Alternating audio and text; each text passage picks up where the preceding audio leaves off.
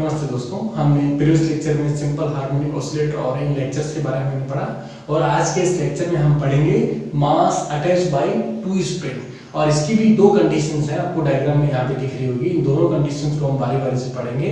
तो फर्स्टली हम लेते हैं पैरेलल स्प्रिंग का केस लेते हैं।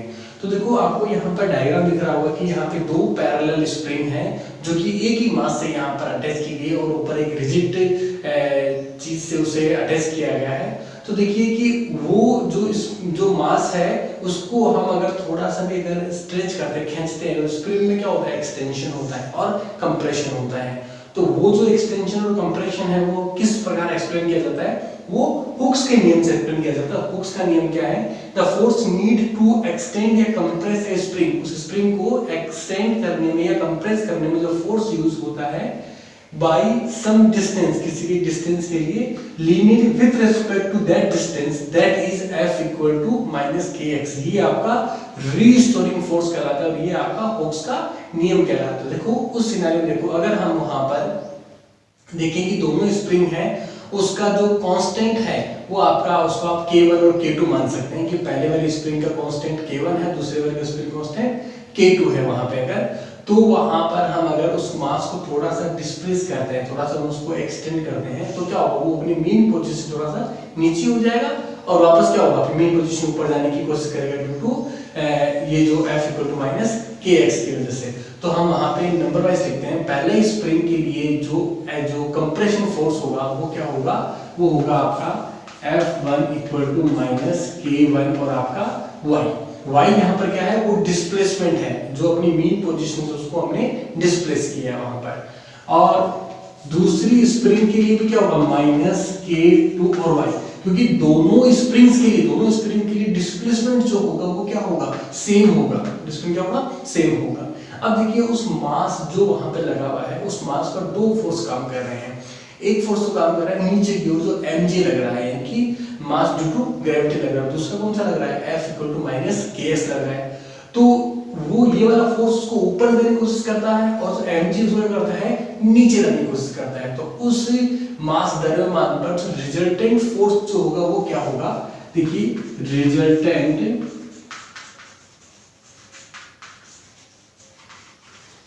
फोर्स ऑन मास,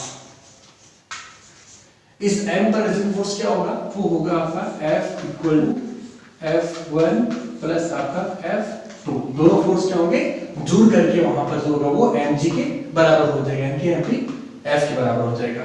तो देखिए यहाँ पर जो F होगा वो क्या होगा, आपका न्यूटन के सेकंड नियम से यहाँ पर ma हो जाएगा, यानी न्यूटन के सेकंड नियम से, ठीक है। और यहाँ पर क्या होगा, ये हो जाएगा माइनस आपका K1, F1 क्या होगा, minus K1 y plus minus K2 और आपका y हो जाएगा। क्लियर हुआ। इस इक्वेशन को सॉल्व करते हैं हम अगर, कि ma इक्वल टू आपका माइनस K1 प्लस आपका K2 और आपका डिस्प्लेसमेंट आपका क्या होगा, y होगा। और देखिए यहाँ पर इस इक्वेशन को हम एक सिंपल फॉर्म में और लिख सकते हैं, वो लिख सकते हैं m और आपका डबल डिफरेंशियल ऑफ x और डिस्टेंस ऑफ t स्क्वायर बराबर आपका क्या लिख सकते हैं, माइनस k और y। यहाँ पर देखिए, यहाँ पर जो k है हमने माना है कि आपका K1 प्लस आपका जो K2 है वो क्या होगा, दोनों किसके बराबर है, k के बराबर, हमने मान लिया इसको। तो यहाँ क्या हो जाएगा, वैल्यू क्या हो जाएगी, k हो जाएगी। इस m को मैं नीचे भेज देता हूँ और उस पूरी इक्वेशन को मैं इधर ले लेता हूँ। तो देखिए यहाँ पर जो x है वो एक्चुअली यहाँ पर y होगा डिस्प्लेसमेंट की वजह से, और यहाँ हो जाएगा delta square y upon delta आपका t स्क्वायर, और ये इधर आएगा तो क्या हो जाएगा, प्लस अपना k अपॉन m और आपका y बराबर आपका 0। अब देखिए ये जो इक्वेशन है किसकी है, वो सिंपल हार्मोनिक ऑसिलेटर की इक्वेशन है। किस प्रकार, अगर यहाँ पर हम k अपॉन m को अगर हम ओमेगा 0 के स्क्वायर के बराबर ले लिए हम अगर, तो ये इक्वेशन किस प्रकार लिखी जा सकती है, वो लिखी जाएगी डेल्टा स्क्वायर y और डेल्टा आपका जो है वो t स्क्वायर प्लस आपका ओमेगा 0 का स्क्वायर और आपका y बराबर 0 का। क्लियर हुआ। और इसके लिए जो टाइम पीरियड की जो इक्वेशन होती है वो क्या होती है, t बराबर आपका 2 पाई अपॉन आपका ओमेगा आपका 0 हो जाएगा। क्लियर हुआ। और ओमेगा 0 की वैल्यू किसके बराबर है, k अपॉन m के बराबर है।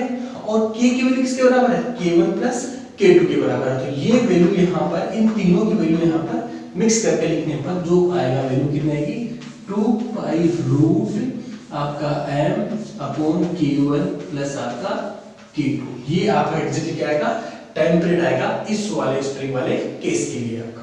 देखिए ये तो हुआ टू पैरेलल स्प्रिंग की वजह से। नेक्स्ट आप आते हैं, देखो वहां पर आपको डायग्राम दिख रहा है आपको, यहाँ पर दो स्प्रिंग पैरेलल नहीं लगी है, किसमें लगी है, सीरीज फॉर्म में लगी हुई है। वहां पर एक पॉइंट ए लगा हुआ है जो क्या है, इक्विलिब्रियम पॉइंट है आपका। तो वहां देखिए उस दोनों स्प्रिंग को सीरीज में लगाएंगे और नीचे एक आपका मास द्रव्यमान लगाएंगे। आप देखिए सिंपल एज्यूम कीजिए कि पहले वाली स्प्रिंग का स्प्रिंग कांस्टेंट जो है k1 है, दूसरी वाली का k2 है, और जो m है उसको मैंने क्या किया, थोड़ा सा पकड़ के हल्का सा उसको नीचे कर दिया। तो उसमें क्या होगा, डिस्प्लेसमेंट आ जाएगा। क्या जाएगा उसके अंदर, डिस्प्लेसमेंट आ जाएगा। तो हम ये मान के चलते हैं कि जो स्प्रिंग फर्स्ट, जो पहली स्प्रिंग है और जो दूसरी स्प्रिंग है, उन पर जो बल लगेगा वो तो दोनों में क्या लगेगा, समान बल लगेगा। दोनों में क्या लगेगा, समान बल लगेगा, क्योंकि मैं दोनों स्प्रिंग को एक साथ वहां पर खींच रहा हूं। तो पहली स्प्रिंग के लिए जो बल लगेगा, ठीक है, जैसे मान लिया वो ऊपर वाली स्प्रिंग के लिए मान लिया वो लगेगा आपका यहाँ पर k1 और आपका y1, ठीक है, ये लगा पहले वाली ऊपर वाली स्प्रिंग के लिए।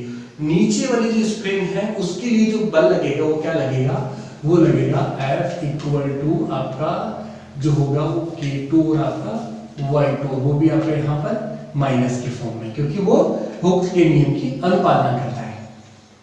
अब देखिए यहाँ पर जो टोटल डिस्प्लेसमेंट होगा, यानी कि मैंने पत्थर को जो मास को जितना नीचे खींचा वहां पर, वो जो टोटल डिस्प्लेसमेंट होगा वो क्या होगा, वो इन दोनों के स्प्रिंग के इंडिविजुअल डिफरेंस के जोड़ के बराबर होगा। यानी कि वो होगा y equal to y1 plus y2 होगा एग्जैक्टली। और अगर इन दोनों स्प्रिंग को अगर मैं एक स्प्रिंग मान लेता हूं अगर मैं, और फिर अगर मैं कोई डिस्प्लेसमेंट करता हूं अगर मैं, तो उसके लिए जो रिजल्टेंट जो फोर्स होगा वो हुक के नियम से क्या होगा, F बराबर माइनस k और y होगा। क्लियर होगा, क्योंकि ये किसके लिए है, ये होगा टोटल डिस्प्लेसमेंट के लिए। ये तो क्या हुआ, ये तो प्रत्येक स्प्रिंग की इंडिविजुअल डिफरेंस के लिए हुआ है ना, और ये किसके लिए होगा, टोटल स्प्रिंग, यानी दोनों को एक ही स्प्रिंग मान करके अगर मैं इसको करता हूं अगर, तो डिस्प्लेसमेंट कितना होगा, आपका y होगा, इस जगह आ जाएगा और आपका कांस्टेंट k हो जाएगा। अब देखिए इन तीनों इक्वेशन का यूज करता हूं अगर मैं, तो इस इक्वेशन यूज करूंगा, इन तीनों इक्वेशन का इस इक्वेशन में यूज करूंगा। तो y की वैल्यू यहां से क्या आएगी, यहां से आएगी माइनस f अपॉन आपका k, ये वैल्यू आएगी।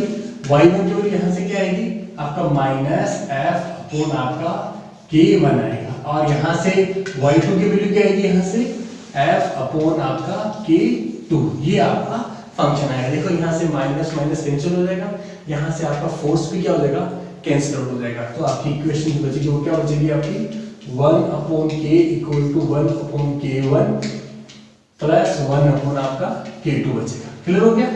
और सिंपली इसको मैं अगर सॉल्व करता हूं अगर, तो मेरी जो k की वैल्यू आएगी वो क्या आएगी, यहां से देखो वो आ जाएगा k1 k2 upon k1 plus आपका k2। मैंने यहाँ पे इसको डायरेक्ट लिख दिया, आप लोग यहाँ पे इसको सॉल्व करके भी लिख सकते हैं। अब देखिए इस स्प्रिंग के केस में जो टाइम पीरियड होगा अपने मेन पोजीशन से एक्सटेंड होने का और कंप्रेस होने का जो टाइम पीरियड होगा, उसके लिए क्या होगा, टाइम पीरियड का फॉर्मूला होता है। वो फॉर्मूला क्या होता है, t बराबर 2 पाई अपॉन ओमेगा 0 होता है। t पाई अपॉन ओमेगा 0 होता है। और ओमेगा की जो वैल्यू होती है वो हमेशा क्या होती है, वो हमेशा होती है यहाँ से k अपॉन m होती है। तो यहाँ से मैं क्या लिख सकता हूँ, यहाँ से मैं लिख सकता हूँ 2 पाई, और ये ओमेगा स्क्वायर है इसलिए क्या होगा वहां से वो रूट आपका जो होगा वो n अपॉन आपका k हो जाएगा। एग्जैक्टली ये यहाँ से वैल्यू पुट करने पर वो आया। अब देखिए कि k की वैल्यू हम कहाँ से पुट करेंगे, k की वैल्यू हम यहाँ से पुट करेंगे यहाँ पर। तो देखो यहाँ पर जो टाइम पीरियड t होगा वो आपका एग्जैक्टली क्या आएगा, आपका 2 pi root m upon k1 और आपका k1 और सॉरी k1 और k2, और ऊपर आएगा आपका k1 प्लस आपका k2। ये एग्जैक्टली टाइम पीरियड होगा किसका, जो सीरीज में अगर दो स्प्रिंग को यहाँ पे लगा दिया जाए तो उसका टाइम पीरियड क्या आएगा, 2 pi root m k1 plus k2 कोष्टक में अपॉन k1 और K2, दोनों क्या है, स्प्रिंग कांस्टेंट है। तो आज हमने क्या किया, हमने पैरेलल स्प्रिंग का और सीरीज में स्प्रिंग का जो है मास, अगर उसको सस्पेंड किया जाएगा उसको, तो उसके ऑसिलेशन का टाइम पीरियड क्या होगा। Thank you.